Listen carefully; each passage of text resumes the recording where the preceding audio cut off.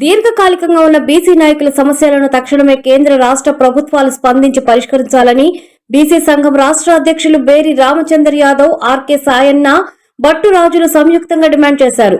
స్వాతంత్ర్యం సిద్ధించి 75 సంవత్సరాలు గడుస్తున్న నేటి వరకు బీసీల సమస్యలు ఎక్కడ వేసిన గొంగళి అనే చందంగా కేంద్ర రాష్ట్ర ప్రభుత్వాలు మండే వైఖరి అవలంబిస్తున్నాయని ఆరోపించారు. తక్షణమే సర్కార్ స్పందించకపోతే దేశవ్యాప్తంగా ఉద్యమాలు తప్పవని బీసీ నేతలు హెచ్చరించారు. ఈ నెల 24వ తేదీన బీజేపీ, కాంగ్రెస్ పార్టీ కార్యాలయాల ముందు శాంతియుతంగా గాంధీగిరి నిరసన నిర్వహించడం జరుగుతుందని బేరి తెలిపారు. ఈ కార్యక్రమానికి 33 జిల్లాల బీసీ సంఘాల నేతలు కదలి రావాలని పిలుపునిచ్చారు.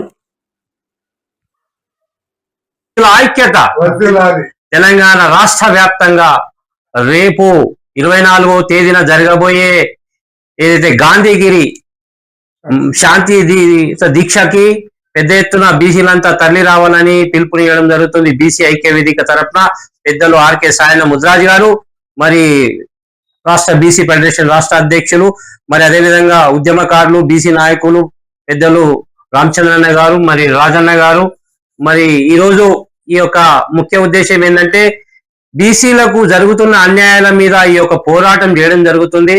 మరి ముఖ్యంగా భారతదేశంలో స్వతంత్రం వచ్చి 79 ఏళ్లు గడుస్తున్న బీసీలను బిచ్చగాళ్ళలాగా చూస్తున్న అగ్రవర్ణాలకు మేము హెచ్చరిస్తున్నాం. మా ఓట్లు మేము వేసుకొని రాబోయే ఎలక్షన్ లో సర్పంచ్లు కానీ, ఎంపీటీసీలు కానీ, జెడ్పీటీసీలు కానీ, ఎమ్మెల్యేలు కానీ, ఎంపీలు కానీ గెలిచి ఈసారి బీసీ ముఖ్యమంత్రి అయ్యేదాకా ఈ పోరాటం కొనసాగుతుందని చెప్పేసి ఈ సందర్భంగా తెలియజేస్తూ, మరి తెలంగాణ రాష్ట్ర వ్యాప్తంగా 33 జిల్లాల నుండి బీసీలంతా ఏకమై మరి ముఖ్యంగా మన హైదరాబాద్ లో గాంధీ భవన్ ముందు గాంధీగిరి శాంతి దీక్షకు అందరూ కూడా వచ్చి సభను విజయవంతం చేయాలి. ఈ దీక్షకు అందరూ పెద్ద ఎత్తున తరలి రావాలని బీసీ బంధువులను కోరుతున్నాం. జై బీసీ, జై బీసీ, జై జై బీసీ, జై బీసీ.